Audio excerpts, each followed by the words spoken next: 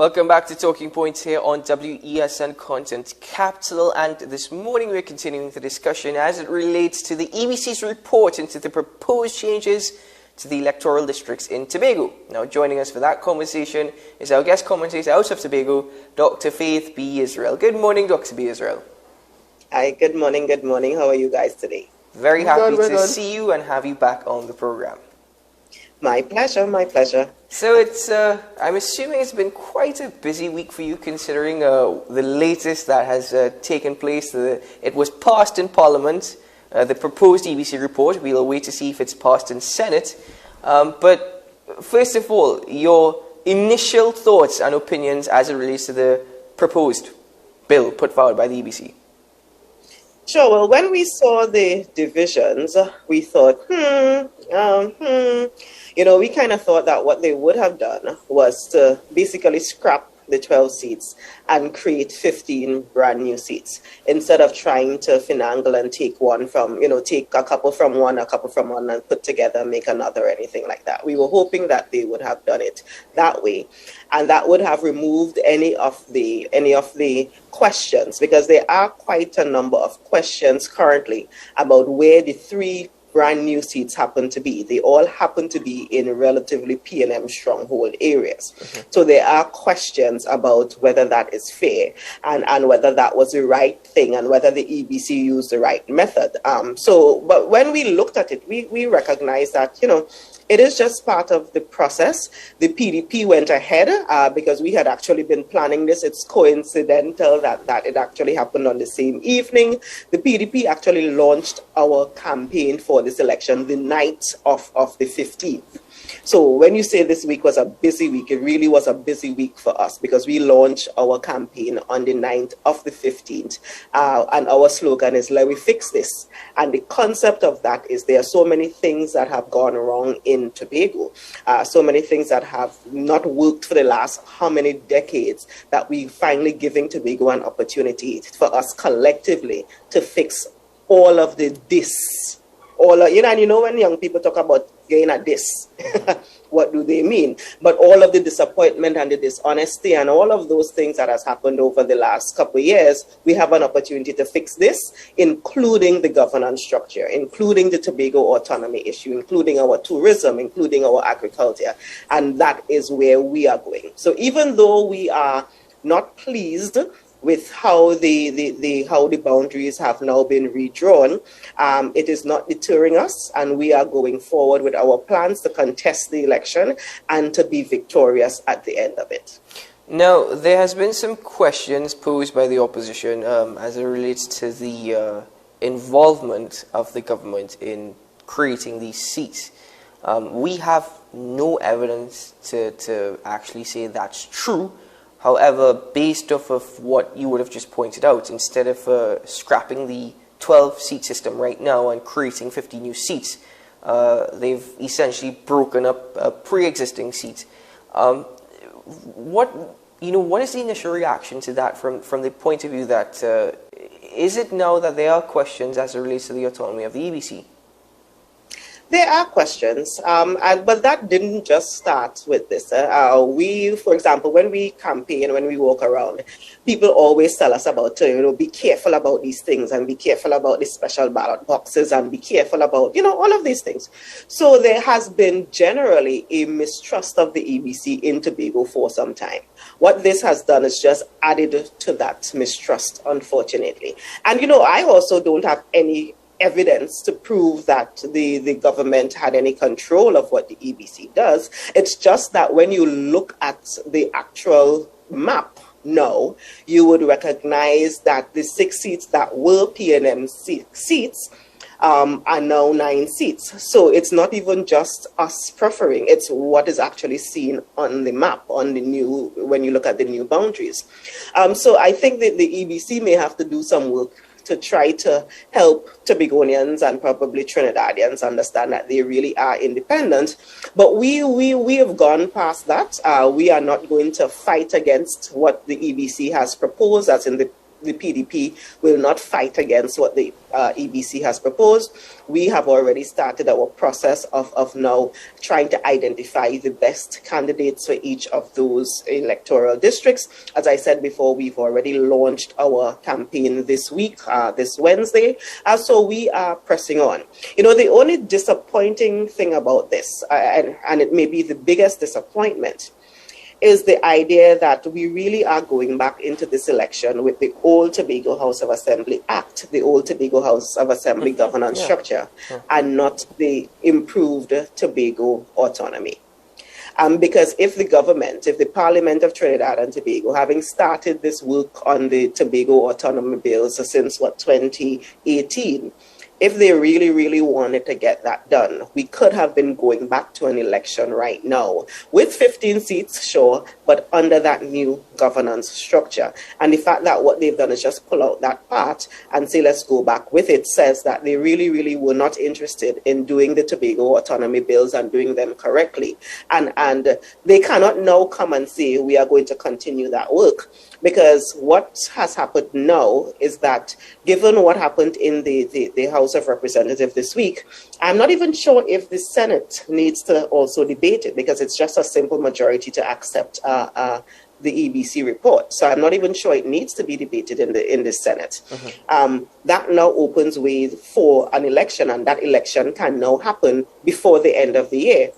If we go ahead, and if the Parliament and the Joint Select Committee, as they are claiming, still continues the work with the autonomy bill, and that happens, you know, shortly after the year turns around, that will also trigger an election. So you cannot tell me that we are going to do what we are doing now, which will trigger an election shortly, and you are going to continue doing the work you were doing for the last couple of years, which will also trigger an election, which means Tobago may have, 3 elections in a matter of a year and a half, 2 years. That just doesn't make sense. If they really, really wanted to do the autonomy thing, they would have done it, and we would have gone back with that as the governance structure, where Tobagonians would have had to elect who they want to govern them. Well, Dr. Israel, we could already figure the excuse to that would be, well, the opposition walked out and they didn't engage in the debate process properly. Yeah, but then you also have to question who it benefits. Right. And I actually will say that again, I maintain that the opposition were not prepared for that debate based on the speaking points that they used. But that said, move that aside, I can't disagree with what you said about the PNM and autonomy. But since the opposition is the obvious scapegoat in that situation, at least in the short term, one thing that I find interesting is now the UNC seems to be giving proper points with regards to opposing what the PNM is doing in Tobago, at least on this issue. Well, you know, I would go back to one thing though, and this is a critical thing. I said it at an interview yesterday. During that entire debate where the Tobago Autonomy report was laid, the only thing of worth that the opposition said was that the stakeholders in Tobago needed more time. That was basically, they repeated it over and over and over. Now, we have to remember, we can't allow them to erase history and erase history so quickly. After that happened, Mrs. Camille Robinson-Regis, who is the chair of the GFC, then sent out communique saying that you do have more time, that we are giving you 15 additional days, and that went up to the 15th of July, I think it was. I can't remember the exact date.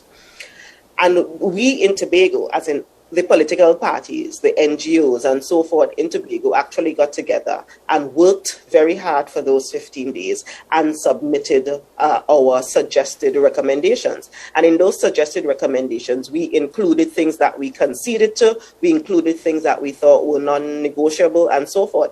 After we've sent that document, we've heard absolutely nothing about it. So when I was in my interview yesterday, I actually said that the entire Parliament has actually disappointed us, because we were hoping that after that back and forth, we would have continued the conversation, and we would be in a better place now where both parties, the PNM and the UNC in Trinidad, when debating, they wouldn't even need to debate, because we would have done all of that work in the background. We would have ensured that the document that was laid before Parliament, the bills that were laid before Parliament, were so well done that there would have been no reason for anybody to come and say anything of that would have been contentious, because the work would have been done already. And that's why I blame the entire Parliament for not really being honest about what their main objective was, and not being honest about how they went about this. Because in the end, it's a Tobagonian who is now still living in this miasma of the 6-6, who now has not had any real development happen on the island since we've had this whole over executive. We are the ones who are suffering. As they say, while the horses trample, the grass dies. That is what is happening here. We have these two entities in the Parliament going back and forth with each other, while the people of Tobago are not being heard. And that is the part that is most disturbing about this entire process. Well, you sort of preempted the question I was getting to, which was, has the opposition contacted your party, contacted you? What is the communication like? Because I would have thought that at the very least, you all should be somewhat on the same side, and some level of coordination, information sharing would be to the benefit. Because based on the opposition's responses in the Parliament, to me it seemed very much that they were unaware of just what was going on, in my opinion, based on what you have told us. Yeah, but at the same time, you could also question whether or not, I mean, they didn't feel it in the general elections or the THA elections, but does the UNC plan to actually contest the THA elections? Well, I mean, that goes into a whole other issue at hand with regards to the UNC's position, their position in Tobago. But I would just think that right now, the PDP is the opposition in the THA, they are the opposition in Parliament. The PNM is showing great weakness on this particular issue. So the UNC is attacking them in Parliament, fine, but it seems to be incomplete. It seems to be very much they're going on their own, and they're not. And it makes me, as you rightfully have alluded to, it makes me wonder, is the UNC really considering Tobago, or is just using the issue as a tool to beat the PNM right now? So let me just say, for example, that when we got out of our launch on Wednesday evening, and that is when we looked at the television and heard this plan. I think there is a plan for them to take, I guess, the Parliament, or I am not sure who they're taking to court to probably block this.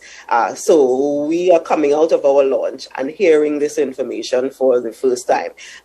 But because the reality is the PDP is a Tobago-based, Tobago-bred, Tobago-born, Tobago-functioning organization, and we are not linked to any political party at all, whether it's the UNC, PNM, COP, or whatever other political party there is in Trinidad. We are not linked with them at all. So when they are talking, and I think that is part of the problem, they are talking from an opposition Trinidad perspective, and not necessarily from a Tobago perspective.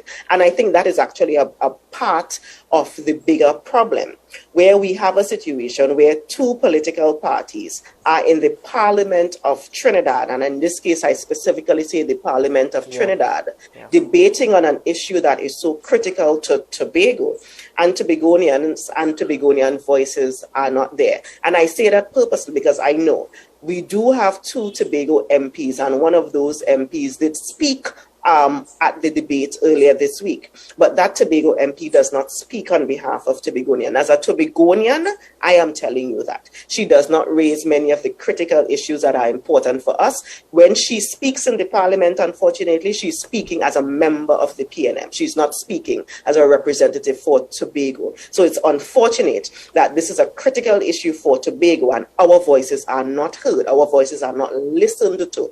That is a critical issue. But the reason the PDP is here, we are also planning to, work on fixing those kinds of misrepresentation that has been happening on behalf of Tobagonians. Well, Dr. B. Israel, I just have two questions to you. First of all, should the EBC have consulted with Tobagonians before going forward with this proposed bill? The EBC should have consulted definitely with Tobagonians. I am not even sure how they went, ahead to do this kind of restructuring. I don't know who they spoke to. They certainly did not speak to the PDP or anyone from the PDP. And they haven't spoken to anybody else who I am aware of. So I don't know what method they used at all to do this. Yeah. And my other question is, forgive me if I come across as, does anyone live in or near the main range? Like, does anyone live in or near the main range? I just need clarification. Actually, yeah, there are quite a number of homes in the main range. There are quite a number of homes in the main range. Of course, the denser part of the population is along the coast of Tobago, but there are quite a number of homes in the main range. If you go, and it's the entire thing.